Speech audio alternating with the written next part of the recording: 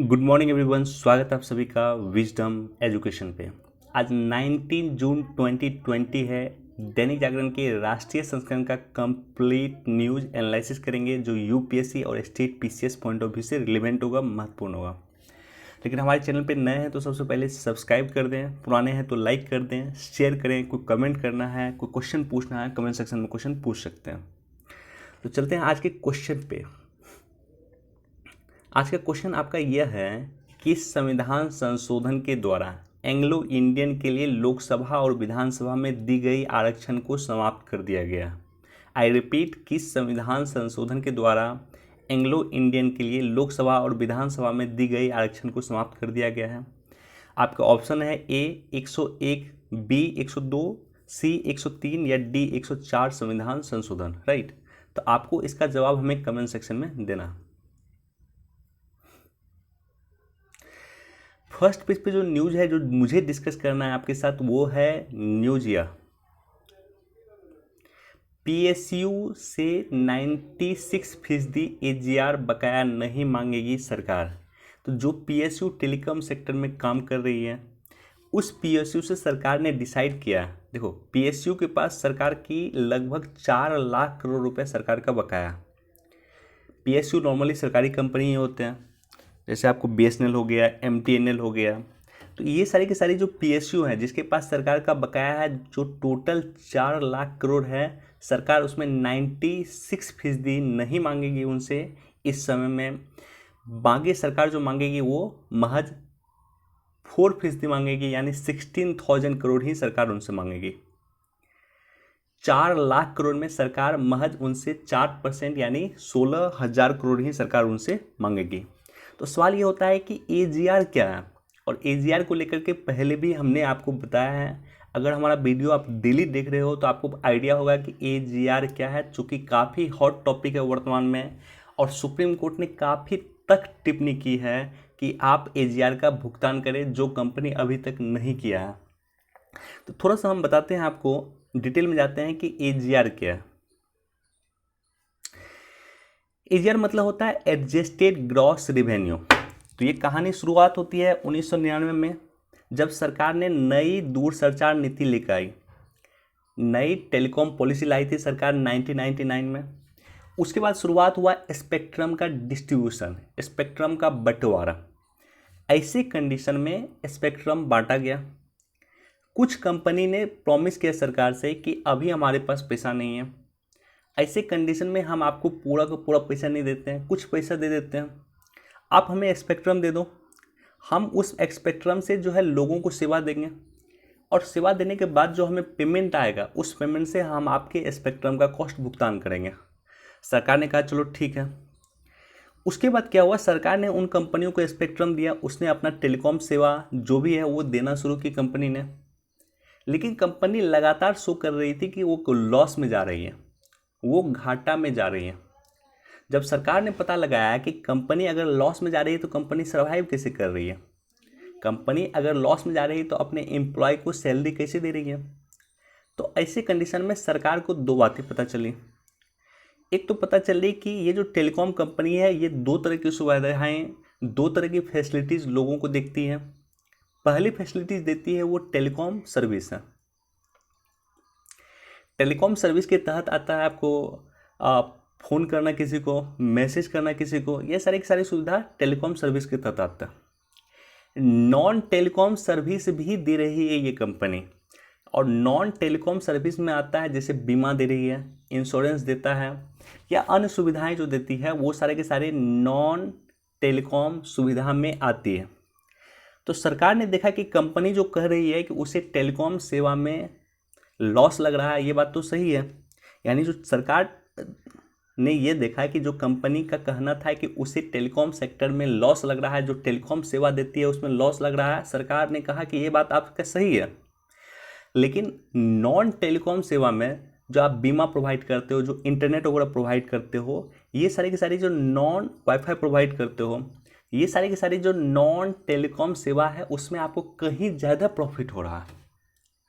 तो ऐसे कंडीशन में आपको हमें स्पेक्ट्रम का भुगतान करना चाहिए। मैटर गया सुप्रीम कोर्ट, और सुप्रीम कोर्ट ने कहा कि टेलीकॉम सेक्टर और नॉन टेलीकॉम सेक्टर दोनों मिला करके, दोनों को कंबाइन करके जो आपको प्रॉफिट हो रहा है, उस प्रॉफिट के आधार पे आप सरकार को स्पेक्ट्रम का भुगतान कीजिए और पहले से जो भी भुगतान बचा हुआ उसको इमीडिएटली कीजिए। चूँकि आपने भले ही टेलीकॉम सेक्टर में नहीं कमाया है, आपको लॉस लगा है, लेकिन नॉन टेलीकॉम सेक्टर में आपने काफ़ी ज़्यादा कमा लिया है, और ऐसी कंडीशन में दोनों को कंबाइन कर दें तो भी आपने कहीं ज़्यादा कमाया, तो आपको इसका भुगतान करना चाहिए। तो इसी को कहा गया है एडजस्टेड ग्रॉस रेवेन्यू। मतलब टेलीकॉम सेक्टर टेलीकॉम सुविधाएं और नॉन टेलीकॉम सुविधाएं दोनों को कंबाइन करके सरकार को बकाया जो है, जो स्पेक्ट्रम कॉस्ट का बकाया है, वो भुगतान करेगी।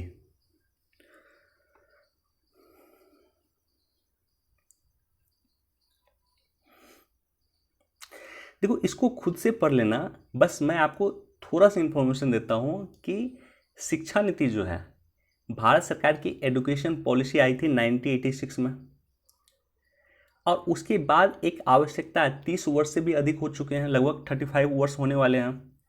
तो ऐसी कंडीशन में आवश्यकता थी एक नई शिक्षा पॉलिसी की। सरकार नया एजुकेशन पॉलिसी ला रही है।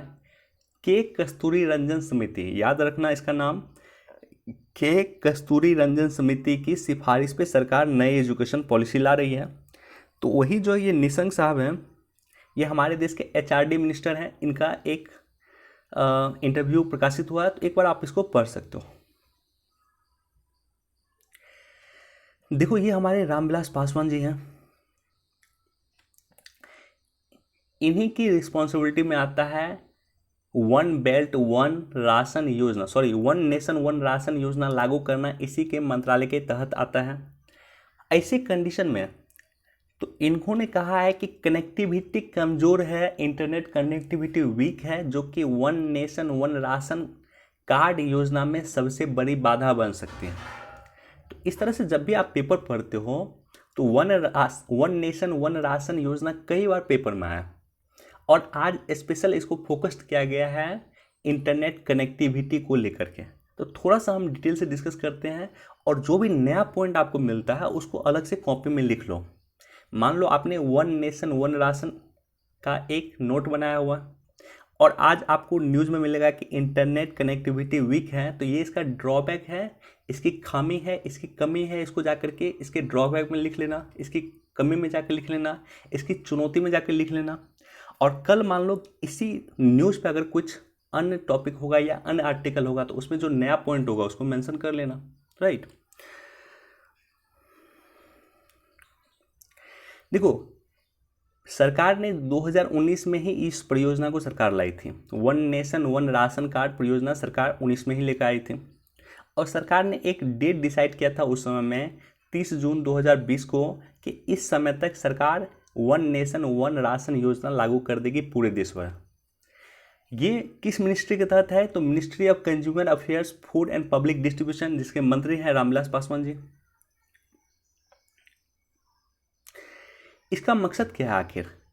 इसका मकसद है, इसकी जो है मेन वजह है कि जैसे मान लो एक बिहार का व्यक्ति है और वो सुदूर कहीं कर्नाटका में रह रहा है, एक यूपी का व्यक्ति है, वो सुदूर कहीं जो है चेन्नई में रह रहा, एक राजस्थान का व्यक्ति है और वो कहीं केरला में मान लो रहता है। तो ऐसे कंडीशन में उसे राशन की जो सुविधाएं हैं वो केरला में, तमिलनाडु में या कर्नाटका में ही जहां वो रह रहा है उसी के आसपास उसको मिल जाए, उसी के 2-3 किलोमीटर के रेंज में उसको अवेलेबल हो जाए। इसके लिए ज़रूरी था वन नेशन वन राशन योजना। और ख़ास करके प्रवासी मजदूर जो हैं, जिसकी संख्या भारत में 45 करोड़, प्रवासी मजदूर जिसकी संख्या भारत में 45 करोड़ है, जो भारत की इकोनॉमी में एक अच्छा कंट्रीब्यूशन करते हैं, इसके लिए ज़रूरी था कि वो दूर रहते हैं अपने घर से, तो उसे वहाँ पीडीएस मिल जाए, उसे वहाँ राशन मिल जाए। इसमें लगभग 81.34 करोड़ लोगों को फ़ायदा होगा।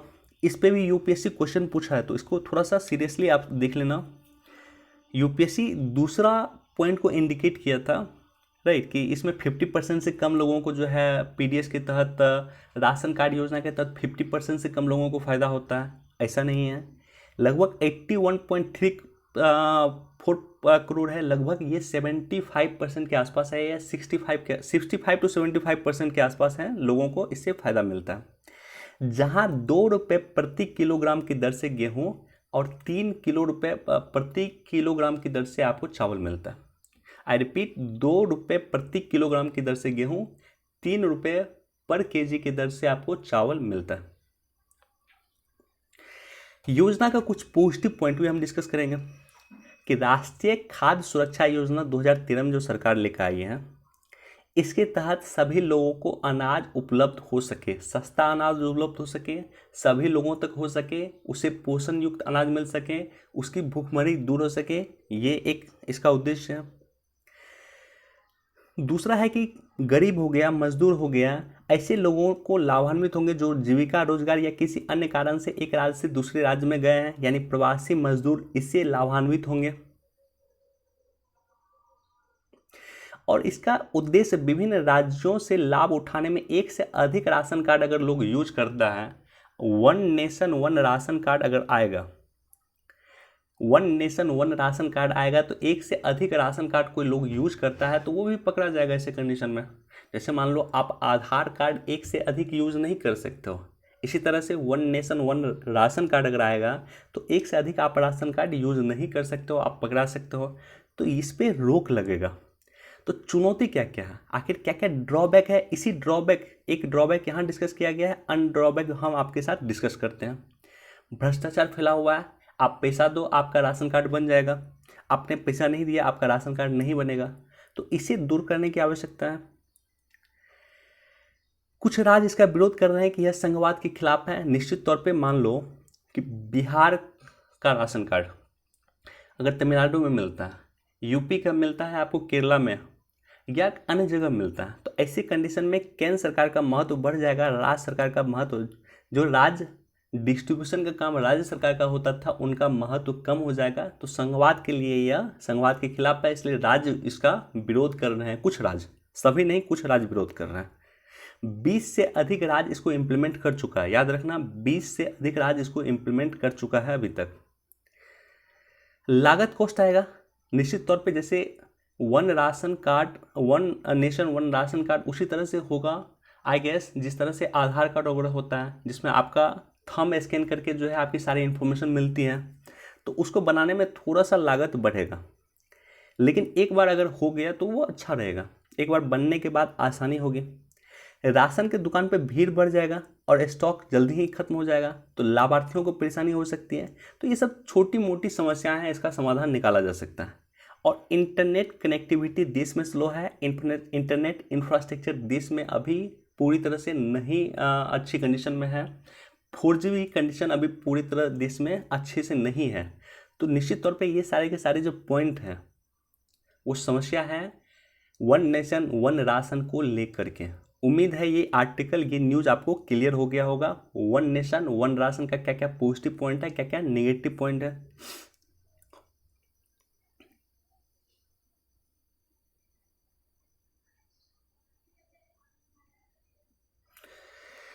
देखो यहाँ पे जो है कल पक्ष और विपक्ष का कुछ चलते रहता है, हमको वो नहीं जानना है, लेकिन एक जो क्वेश्चन किया गया राहुल गांधी के द्वारा कि हमारे सैनिक जो हैं वो हथियार लेकर के क्यों नहीं गए। भारत और चीन के बीच में कभी भी आई गेस 1975 के बाद लगभग गोली बुलेट फायर नहीं हुआ। तो उसका सबसे बड़ा रीज़न है कि 2 समझौता, बस याद रख लेना कि भारत और चीन के बीच में 2 समझौता हुआ है 1996 में और 2005 में, कि दोनों सैनिक हथियार में जो पेट्रोलिंग करेंगे, जो एक दूसरे के क्षेत्र के आसपास जो पेट्रोलिंग करेंगे, तो वहाँ पे वो हथियार लेकर के नहीं जाएंगे। और इसी जो संधि था, इसी संधि को मानते हुए भारत के जो सैनिक है, जो वीर सैनिक है, वो गए बिना हथियार के। क्लियर है।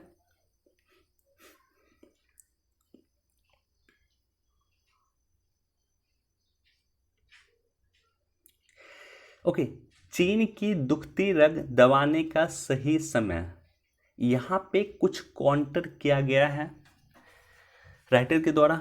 राइटर के द्वारा क्या क्या कहा गया है हम उस पर डिटेल से डिस्कस करते हैं। देखो राइटर के द्वारा कल हमने डिस्कस किया था कि किस तरह से भारत और चीन के बीच में जो वर्तमान में तनाव है उसको लेकर के भारत सरकार को कोशिश करना होगा। टाटा जैसी कंपनी को हमने बोला था कि कोशिश करना होगा कि चीन से जो भी सामान हमारे देश में आता है, चाहे वो इलेक्ट्रॉनिक सामान हो, चाहे मोबाइल हो, चाहे अन्य कोई भी सामान हो, तो जितना कॉस्ट में चीन से हम मंगाते हैं उससे सस्ता हम प्रोडक्शन इंडिया में स्टार्ट कर सकें, तभी जाकर के चीन से जो सामान आता है वो बंद हो पाएगा। क्लियर है? हमने बताया था कि किस तरह से टाटा वगैरह को प्रोत्साहन देने की आवश्यकता है। टाटा ने एक बार कहा था कि हम चीन से अधिक सस्ता सामान आपको बना करके दे सकते हैं, भारत सरकार को उन्होंने कहा था। तो ज़रूरत है कि टाटा जैसी कंपनी जो नमक से लेकर के जो सुई से लेकर मार्शली तक बनाती है उसे प्रोत्साहन देने की आवश्यकता है, ताकि चीन से जो भी सामान आता है वो चीन से सस्ता बन सके। मान लो कि एक 100 रुपये का सामान अगर चीन से आता है, पेन मान लेते हैं कि पेन 100 रुपये का है, तो हम उसको 90 रुपये में ही अगर बना लेंगे तो निश्चित तौर पे ऐसी कंडीशन में चीन का मार्केट इंडिया में ध्वस्त हो जाएगा और भारत विश्व में चीन के इक्विवेलेंट या चीन से बड़ा जो है एक्सपोर्टर हो जाएगा, मैन्युफैक्चरिंग सेक्टर में बढ़ जाएगा। तो कल इस पर डिस्कस किया गया था। आज यहाँ पे जो राइटर है उसका कुछ पॉइंट है, कुछ मेरा भी मन की बात है, कुछ मेरा भी पॉइंट है, तो दोनों को कंबाइन करके डिस्कस करते हैं कि ये क्या कहना चाह रहे हैं राइटर। देखो, राइटर का सिंपल कहना है, राइटर का कहना है कि भारत जो है हार्ड पॉलिसी नहीं अपनाता है, सॉफ्ट पॉलिसी अपनाता है चीन के साथ। तो अब ज़रूरत है कि हमें चीन के साथ सॉफ्ट नहीं हार्ड पॉलिसी को अपनाने की आवश्यकता है। तो इसका मतलब क्या हुआ? इसका मतलब ये हुआ कि देखो, ये तीसरा नंबर से जाओ कि कोरोना वायरस आया और कोरोना वायरस के समय में पूरा विश्व जो है वो चीन पे इल्ज़ाम लगा रहा था, चीन पे आरोप लगा रहा था कि आपके कारण पूरे विश्व में कोरोना वायरस फैला। लेकिन ऐसी कंडीशन में भी भारत खामोश रहा। भारत ने इल्ज़ाम नहीं लगाया है अब तक चीन पे कि आपने कोरोना वायरस को पूरे वर्ल्ड में स्प्रेड किया, पूरे वर्ल्ड के लिए आप खतरा है, इस तरह का प्रत्यक्ष आरोप भारत ने नहीं लगाया है। ये भारत की सॉफ्ट पॉलिसी को दर्शाता है। तो इस तरह से हमें सॉफ्ट नहीं बनना, अब हमें हार्ड पॉलिसी को अपनाने की ज़रूरत है। हमें चीन को क्रिटिसाइज करने की ज़रूरत है। अगर कोरोना चीन से फैला है तो हमें भी स्पष्ट कहना होगा, भारत सरकार को स्पष्ट कहना होगा कि चीन से आपसे फैला है कोरोना और आप किसके लिए जिम्मेदार। देखो, इसके साथ ही साथ हांगकांग, ताइवान, पूर्वी तुर्किस्तान, दक्षिणी मंगोलिया, तिब्बत, ये सारा का सारा जो क्षेत्र है, आज हमारा चीन के साथ इतना विवाद क्यों है? क्योंकि जो तिब्बत का क्षेत्र है वो तिब्बत के क्षेत्र पे 1951 में चीन ने अधिकार कर लिया था और हमारी जो भी सीमा आज चीन के साथ लगती है वो तिब्बत के साथ इनफैक्ट लगती है। तो अगर तिब्बत स्वायत्त देश हो जाए तो चीन के साथ हमारा वैसे भी डिस्प्यूट समाप्त हो जाएगा। तो आवश्यकता इस बात की है कि जो भी देश जहाँ पे चीन परेशान जिस देश को कर रहा है, भले ही वो हांगकांग को कर रहा है, ताइवान को कर रहा है, पूर्वी तुर्किस्तान का जो क्षेत्र है जिस पे चीन ने कब्जा किया हुआ, दक्षिणी मंगोलिया का जो क्षेत्र है जिस पे चीन ने कब्जा किया हुआ, या तिब्बत के क्षेत्र जिस पे चीन ने कब्जा किया हुआ है, हमें इस पे आवाज़ उठाने की आवश्यकता है। जिस प्रकार अमेरिका ने तिब्बत को आज़ाद कराने के लिए संसद में एक बिल पारित कर दिया है, उसी तरह से इन देशों के सहयोग हेतु भारत सरकार को भी संसद में एक बिल पारित करना चाहिए। हमें हार्ड पॉलिसी अपनाने की ज़रूरत है, राइट। सॉफ्ट से काम नहीं चलेगा। हम गले मिल करके चीन के साथ अब नहीं कर सकते। चीन को पीछे में जो है पीठ पीछे छुरा भोंकने की आदत है। तो ऐसे कंडीशन में अगर मान लो हम कुछ नहीं बोलेंगे, हमारी खामोशी हमारी कमजोरी प्रतीत होगी। और चीन जो है इस तरह से मेंटली प्रेशर इंडिया पे देता रहा है। चीन ने कभी भी भारत के साथ बाउंड्री डिस्प्यूट को सॉल्व करने का प्रयास नहीं किया, क्योंकि इस तरह से चीन इंडिया पे मेंटली प्रेशर देता है कि आप हमारे खिलाफ कहीं अन्य जगह ना बोलें। लेकिन इसके विपरीत अभी हमारे नीति निर्माता को, हमारे पॉलिसी मेकर को समझना होगा कि हमें हार्ड पॉलिसी अपनाने की ज़रूरत है। चीन के साथ हम अगर सॉफ्ट पॉलिसी अपनाएं, हमने देखा है कि 1954 में 1954 हमारे पास एग्जाम्पल है। 1954 में हमने नारा दिया था कि हिंदी चीनी भाई भाई, और उस नारा के बाद क्या हुआ? चीन पे 1962 में भारत पे आक्रमण कर दिया चीन ने, और 1962 की युद्ध के बाद हम बुरी तरह से हारे थे। और उसी समय में ये जो अक्साई चीन का जो पार्ट है, जो लद्दाख का पार्ट है, उसी समय में चीन ने कब्जा कर लिया था। तो हमें चीन के साथ हार्ड पॉलिसी अपनाने की आवश्यकता है। हमें चीन के दुखती रथ पे हाथ रखने की आवश्यकता है। भारत सरकार, तिब्बत की जो सरकार है, तिब्बत का जो गवर्नमेंट है, तिब्बत की जो सरकार है वो भारत में ही निवास करती है। हिमाचल प्रदेश की धर्मशाला है, वहाँ पे चीन के तिब्बत की निर्वासित सरकार रहती है। हमें उसे मान्यता देने की आवश्यकता है। तिब्बत सरकार जो भारत में रहती है उसे मान्यता देने की आवश्यकता है। भारत अपने मित्र राष्ट्र के साथ, मित्र राष्ट्र कौन हुआ? ऑस्ट्रेलिया हुआ, अमेरिका हो गया, फ्रांस हो गया, ब्रिटेन हो गया और जापान हो गया। ये सब भारत के क्लोज एलाइड है। खास करके जापान, ऑस्ट्रेलिया तो निश्चित तौर पे क्लोज एलाई हैं। तो इनके साथ मिल करके हमें वार्ता करना होगा। कि वार्ता करना होगा कि किस तरह से चीन का आर्थिक जो सामान है, चीन के जो इलेक्ट्रॉनिक सामान है, उसको किस तरह से बहिष्कार किया जाए। मान लेते हैं कि जापान को हम बोलते हैं कि जापान, आप जो हम ये सामान चीन से मंगाते हैं, हमारी लिस्ट है सामान का, इस सामान में क्या सामान, कौन सा वस्तु आप हमें जल्द से जल्द प्रोवाइड कर सकते हैं, और उस वस्तु के रोक पे हम चीन से निर्यात करना बंद कर देंगे। इसी तरह से जापान को हम बोलेंगे कि ये वस्तु हम मैन्युफैक्चर करते हैं, जो आप चीन से मंगाते हैं, हम इस सामान को आपको चीन से अधिक सस्ता देंगे। तो ऐसे कंडीशन में जापान चीन से मंगाना बंद कर देगा। तो हमें एक दूसरे के साथ मिल करके, जो मित्र राष्ट्र है उसके साथ मिल करके काम करना होगा ताकि चीन के बहिष्कार कर सकें। और एक और अन्य पॉइंट, जो मेरी पॉइंट है, जो मेरे मन की बात है, कि जिस तरह से हमने पीपी किट बनाना शुरू किया और हम इस पर आत्मनिर्भर बने, वर्ल्ड का सेकेंड लार्जेस्ट पीपी किट निर्माता भारत बना कुछ ही दिन में, महज 2 से 3 महीने के अंदर।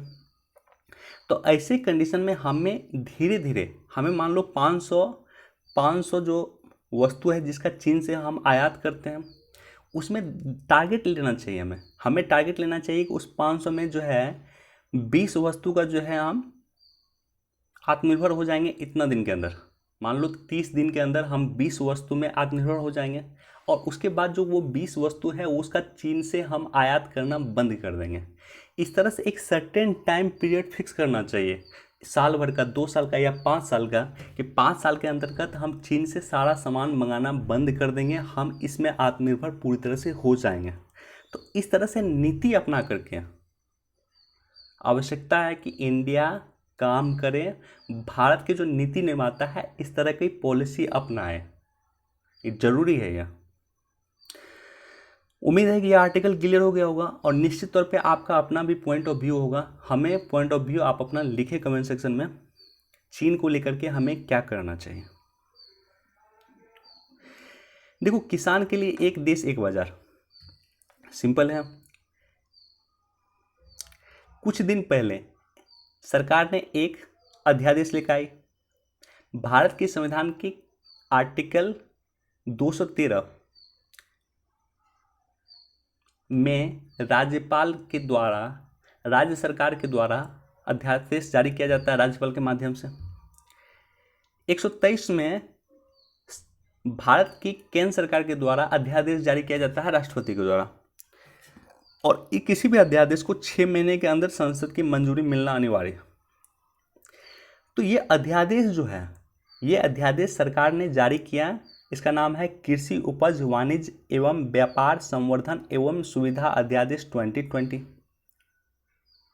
यानी 6 महीने के लिए ये कानून बन चुका है, और 6 महीने के बाद अगर ये कानून बनेगा तो उसके लिए संसद की परमिशन की आवश्यकता होगी। संसद के दोनों सत्र की सहमति के बाद राष्ट्रपति का अगर सिग्नेचर हो गया तो ये फाइनली कानून बन जाएगा। क्लियर है इतना तक? तो इस अध्यादेश में बेसिकली 3 रिफॉर्म्स की बात की गई।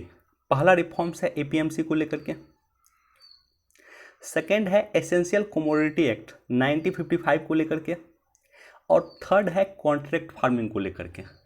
तो 3 बेसिकली रिफॉर्म्स इसमें किए गए हैं। तीनों का क्रमशः हम डिस्कशन करते हैं। देखो, एपीएमसी में क्या क्या है? एपीएमसी मतलब होता है एग्रीकल्चर मार्केट, एपीएमसी, हाँ, एग्रीकल्चर प्रोड्यूस मार्केटिंग कमेटी, ये उल्टा लिखा गया है, ये होता है APMC, agriculture produce marketing committee. APMC एक तरह से मंडी होता है। 1953 में एपीएमसी एक्ट आया, जिसे 2003 में संशोधन किया गया था। एपीएमसी इस मंडी में, मान लेते हैं किसान गेहूं उपज करता है तो उसे आकर के बेचना कहाँ होगा, इस मंडी में आकर बेचना होगा। तो इसी को कहा गया मंडी एक्ट भी कहा जाता है, इसे कृषि उत्पादन विपणन समिति भी इसे कहा जाता है, एपीएमसी एक्ट भी कहा जाता है। तो अब सरकार ने क्या किया, अध्यादेश में पहली बात तो सरकार ने यह किया है कि किसान जिसको हम बोलते थे कि आपको मंडी में ही आकर बेचना होगा, अब मंडी से बाहर भी किसान चाहेंगे तो अपने उत्पाद बेच सकते हैं, अपने गेहूं अपने चावल को कहीं भी बेच सकते हैं। और ख़ास करके ई नैम के जरिए, इलेक्ट्रॉनिक्स नेशनल एग्रीकल्चर मार्केट के जरिए जो है वो बेच सकता है, घर बैठे बैठे अपने उत्पाद को विश्व के किसी कोना में भी बेच सकता है। और हमारे पास एग्जाम्पल है कि कुछ दिन पहले बिहार के मुजफ्फरपुर के शाही लीची को किस तरह से अमेरिका, ब्रिटेन, जर्मनी वगैरह में बेचा गया, राइट।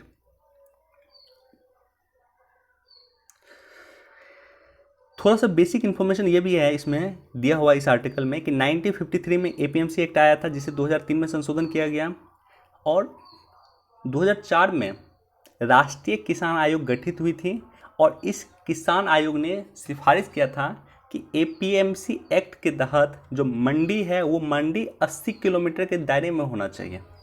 यानी एक किसान को अगर अब मंडी जाना होगा तो मैक्सिमम वो 80 किलोमीटर के दायरे में मंडी होना चाहिए, ताकि वहाँ पे जाकर के अपने उत्पाद वो बेच सके, जो उस समय में 487 किलोमीटर था मैक्सिमम।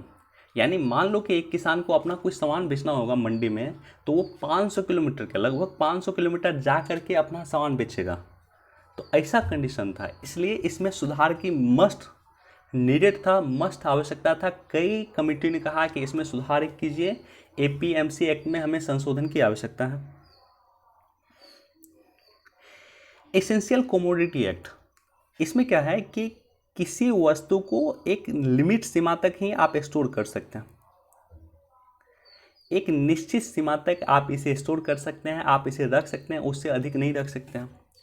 मान लो कि एक बाहर से जो है एक व्यापारी आता है और वो कहता है कि हमें 1000 टन आलू को स्टोर करना।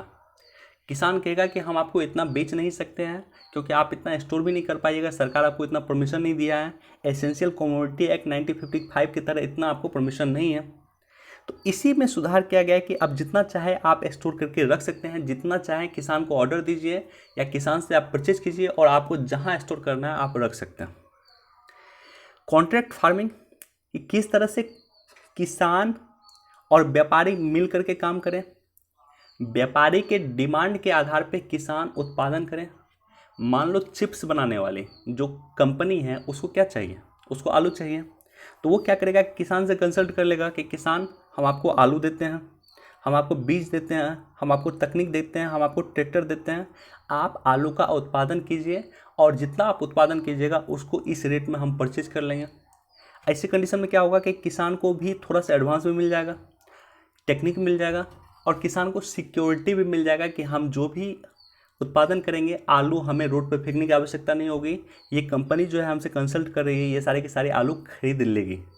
तो दोनों तरफ ही इसमें सिक्योरिटी होता है।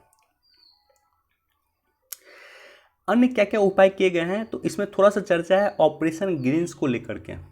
ऑपरेशन ग्रीन्स को हम लोग टॉप भी बोलते थे, टॉप परियोजना। टॉप मतलब क्या होता है, टी से टोमेटो, ओ से ऑनियन, पी से पोटैटो। टोमेटो टमाटर, ऑनियन प्याज, पोटैटो मतलब आलू। आलू प्याज टमाटर जो जल्दी खराब होने वाला सामान है, जो जल्दी खराब होने वाला उत्पाद है, उसको स्टोर किस तरह से किया जाए, इसके लिए भारत सरकार 2016 में ऑपरेशन ग्रीन्स लाई थी। उसको किस तरह से हम स्टोर कर सकते हैं ताकि आलू जल्दी ख़राब ना हो, प्याज जल्दी ख़राब ना हो, टमाटर जल्दी ख़राब ना हो, वो अधिक से अधिक हम उसको स्टोर कर सकें, अधिक से अधिक हम उसको भंडारण कर सकें। अब सरकार ने क्या किया है, इस आर्टिकल में बताया है कि सरकार ने क्या किया है कि इसके दायरे को बढ़ाकर अन्य सभी फसल तक कर दिया गया।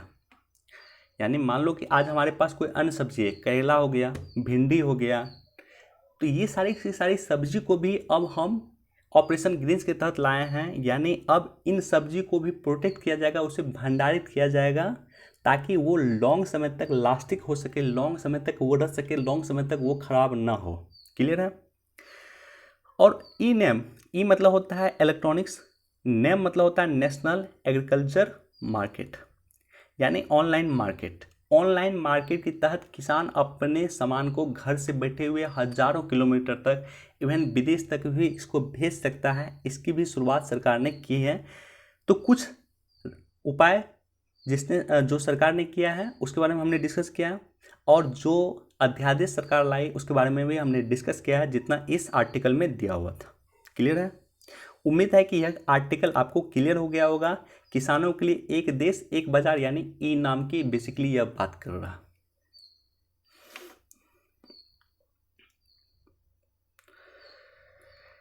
देखो, हमारे देश में लगभग 80% कोयला जो है हम लोग कहाँ से मंगाते हैं? विदेश से मंगाते हैं। जिस कोयला के आधार पर बिजली चलता है वर्तमान में, हमारे जो देश में उत्पादन होता है मैक्सिमम बिजली कोयला पे ही चलता है। कोयला से ही बिजली प्रोड्यूस होता है। तो उसका 80% हम आयात करते हैं विश्व से। भारत सरकार ने कुछ अच्छी शुरुआत की है। कॉमर्शियल माइनिंग की शुरुआत की है। आई रिपीट, भारत सरकार ने यहाँ पे देखो लिखा होगा 41 ब्लॉकों के लिए कॉमर्शियल माइनिंग की शुरुआत की है। मतलब जो प्राइवेट कंपनी है, आप आइए, आप इसको खोदिए, नीचे से कोयला निकालिए, भारत सरकार उसको प्रोड्यूस करेगी, परचेज कर लेगी, या भारत सरकार नहीं परचेज करेगी तो अन्य प्राइवेट कंपनी परचेज करेगी। तो जहाँ पे माइनिंग पे भारत सरकार की कंपनी ही कोल इंडिया लिमिटेड ही माइनिंग करती थी, पहले कोयला निकालने का काम कोल इंडिया लिमिटेड CIL का ही था। अब सरकार ने कंपनी प्राइवेट हाथों में भी दी है कि अब प्राइवेट कंपनी भी कोयला निकाले, ताकि अधिक से अधिक कोयला निकल सके, भारत कोयला के क्षेत्र में भी आत्मनिर्भर हो।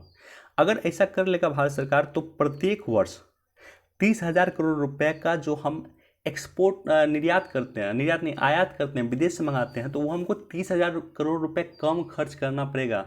जो कोयला में हम आयात करते हैं विश्व से, उसमें हमको 30,000 करोड़ रुपए का बचत प्रत्येक वर्ष होगा अगर हम ऐसा कर लेते हैं। इसलिए प्राइवेट हाथों में दिया गया एक अच्छा इनिशिएटिव है कि कोयला खनन अब प्राइवेट कंपनी भी कर सकती है। तो इसको एक बार पढ़ लेना आप।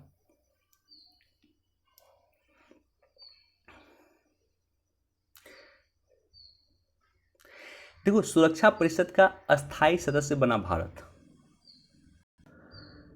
ओके, मैं इस पिक्चर को आपको दिखाऊंगा। हालांकि मुझे समय नहीं मिल रहा है, लेकिन मैं यूनाइटेड नेशन पे एक अलग से वीडियो जल्द लेकर आऊँगा। यूनाइटेड नेशन के बेसिकली ये 6 पार्ट हैं, 6 अंग हैं। पहला है यूनाइटेड नेशन जनरल असेंबली, उसके बाद है United nation security council. General assembly क्या है कि इसमें चुनाव होते हैं। जैसे आपको भारत सरकार को भी, भारत को भी अगर यूनाइटेड नेशन के सिक्योरिटी काउंसिल का मेंबर बनना है या ICJ का मेंबर बनना है, तो जनरल असेंबली में जो जितने भी देश हैं, विश्व के जितने भी देश हैं, वो सारे के सारे मेंबर हैं। जो यूनाइटेड नेशन का मेंबर है वो जनरल असेंबली का मेंबर बाय डिफ़ॉल्ट होता है। तो इसमें 193 देश हैं, और 193 देश में 2/3 देश ने अगर भारत के पक्ष में मतदान किया है, तब जाकर Bharat United nation security council का अस्थायी मेंबर बना। तो याद रखना, 193 में 2/3 मेंबर को मिनिमम साइन करना होता है किसी भी तरह का प्रस्ताव अगर कोई देश लाता है तो ये दूसरा क्लियर हो गया। तीसरा है United Nation Social and Economic Council, sorry, United Nation Economic and Social Council, इकोसॉक भी इसे कहते हैं हम लोग। देखो, आपने सुना होगा इकोसॉक, Economic and Social Council United Nation का। इसी का पार्ट है WTO, इसी का पार्ट है WHO। तो इस तरह से कई ऑर्गेनाइजेशन है जो इकोसॉक का पार्ट है। उसके बाद नेक्स्ट है United nation trusteeship council, suspended in 1994। देखो, जब यूनाइटेड नेशन बनी थी तो इसकी स्थापना इसलिए किया गया था क्योंकि कई सारे देश विश्व में गुलाम थे, परतंत्र थे, किसी अन्य देश के अधिकार क्षेत्र में आते थे। तो ऐसे कंडीशन में गुलाम देशों के लिए एक अलग से संस्था बना था यूनाइटेड नेशन में, जिसका नाम था यूनाइटेड नेशन ट्रस्टीशिप काउंसिल। लेकिन जब ये कॉन्सेप्ट उपनिवेशवाद का समाप्त हो गया तो इस संस्था को भी आवश्यकता थी समाप्त करने की, और 1994 में जब औपनिवेशवाद की समाप्ति हो जाती है तो हमने इस संस्था को भी समाप्त कर दिया।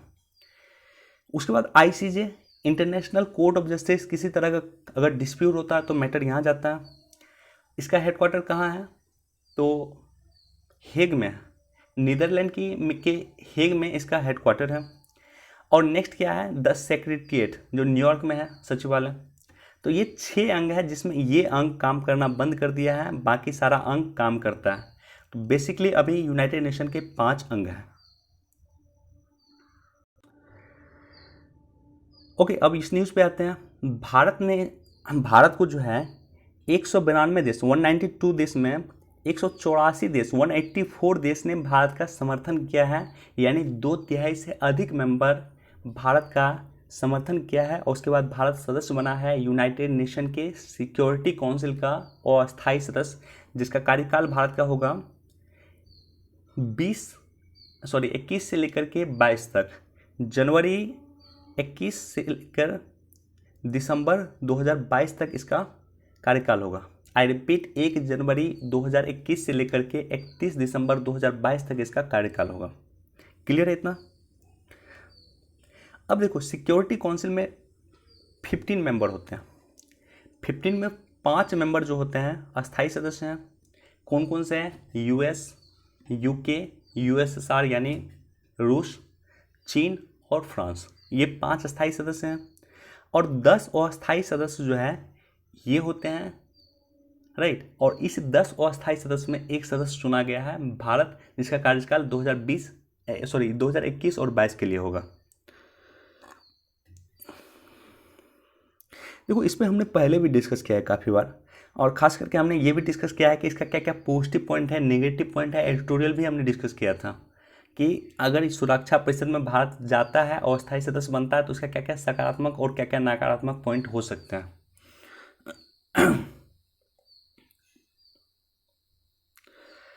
ओके, आज हमारे पास इतना ही था। चलो क्वेश्चन पे मूव करते हैं।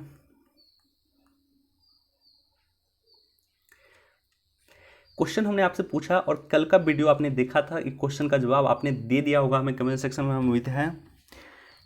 कल का वीडियो आपने देखा है तो क्वेश्चन का जवाब दे दिया होगा, हमें उम्मीद है। तो इसका जवाब क्या है कि भारत की जो संविधान है, संविधान के आर्टिकल 331, जहां लोकसभा में 2 एंग्लो इंडियन को राष्ट्रपति नॉमिनेट कर सकते थे, और आर्टिकल 333 जहां राज्य विधानसभा में अगर राज्यपाल को लगता है कि राज्य विधानसभा में एंग्लो इंडियन का प्रतिनिधित्व नहीं है तो ऐसे कंडीशन में एक एंग्लो इंडियन का वो चुनाव कर सकते थे, नॉमिनेट कर सकते थे। कौन? राज्यपाल। तो इनकी शक्ति को समाप्त कर दिया गया है। भारत के संविधान के जो संशोधन है वो संशोधन हाल फिलहाल में संशोधन हुए हैं, जनवरी 2020 में संशोधन हुआ है, 104 संविधान संशोधन, यानी ऑप्शन डी इसका बिल्कुल सही है। तो चलिए वीडियो देखते रहिए, शेयर करते रहिए, और थैंक यू सो मच।